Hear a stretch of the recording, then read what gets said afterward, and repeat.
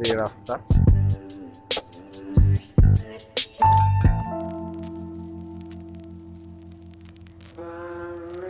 এটা একটা আমাদের ভাষায় খাড়ি বলে। এক মাঠ থেকে অন্য মাঠে পানি পারাপারের একটা পথ বলতে পারে।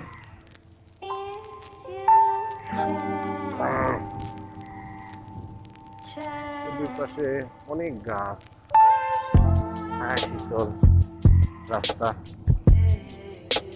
মাটির ঘাস। আসলে এই দৃশ্যগুলো অপরূপ দৃশ্য। যারা গ্রামে বড় হয়েছে তাদের কাজ করবে, আর যারা এই সম্পর্কে জানেন না তাদের কাছে হাস্যকর মনে হবে। এটাই স্বাভাবিক। মাটির গন্ধ, ফসলের গন্ধ কিভাবে যে কাজ করে হৃদয়ে বলে বোঝানো যাবে না। দুই পাশে সারি সারি লম্বা লম্বা গাছ, দুই ধারে ধানের মাঠ। যদি এখন ধান এই মৌসুমে ধান কাটা মারা শেষ।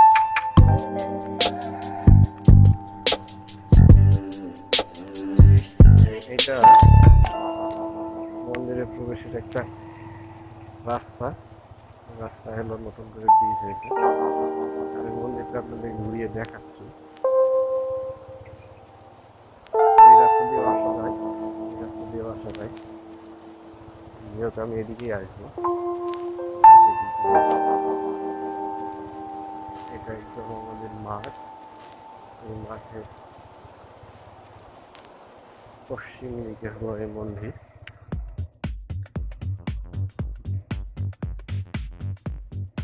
মন্দির নিয়ে এটা এই মন্দিরে পূজা কেন্দ্রিক একটা মেলা হয়। এটা হলো মাঘ মাসে এই বড় একটা মেলা হয়।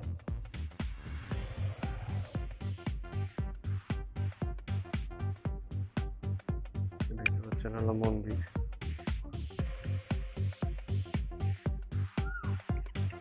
মন্দিরটা দেখতে পাচ্ছেন একদম মাঠের পশ্চিম দিকে।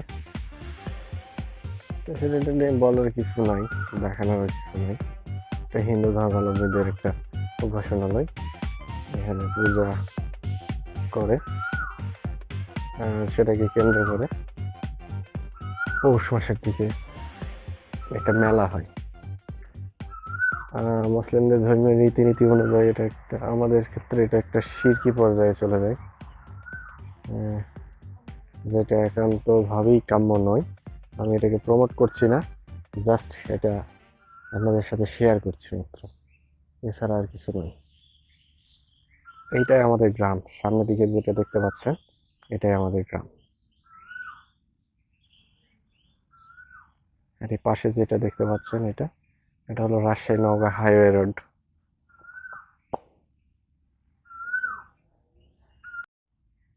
সূর্য মামা প্রচন্ড রেগে আছে। উত্তরাঞ্চলে শীতের সময় শীত বেশি, গরমের সময় গরম বেশি। এই বিষয়টা আপনারা হয়তোবা জানেন।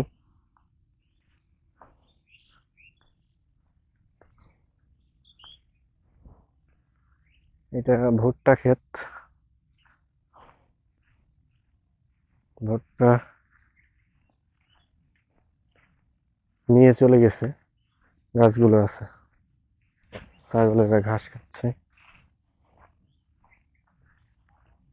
ক্যামেরার সামনে যা রেকর্ড হচ্ছে তা নিয়ে কথা বলতেছি আপনাদের সাথে। আশা করি বিষয়গুলো হাস্যকরভাবে নিবেন না, ভালোভাবে নিবেন। আমি নতুন ভাবে শুরু করেছি, আশা করি আপনাদের সাপোর্ট পাবো। এটা জমির আইল দিয়ে হেঁটে হেঁটে যাচ্ছি আমি যাব মূলত আমাদের জমিতে, যদিও এখন আর ধান ক্ষেত নেই, কিছুদিন আগে ধান কাটা হয়েছে। এখানে এই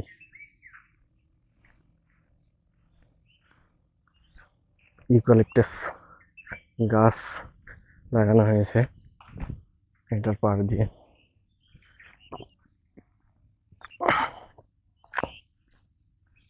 এই জায়গাগুলোতে সাপের আনাগোনা থাকে, তো সাবধানে চলাফেরা করতে হবে।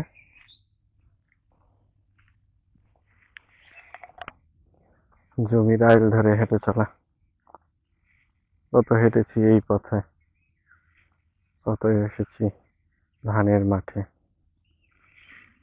এখনো আছি। ওই যে বললাম বাবা কৃষক,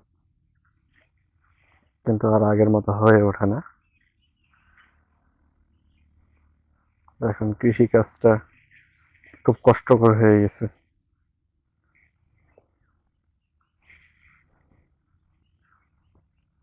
কিছু সংখ্যক আবাদ করা হয়, বাকি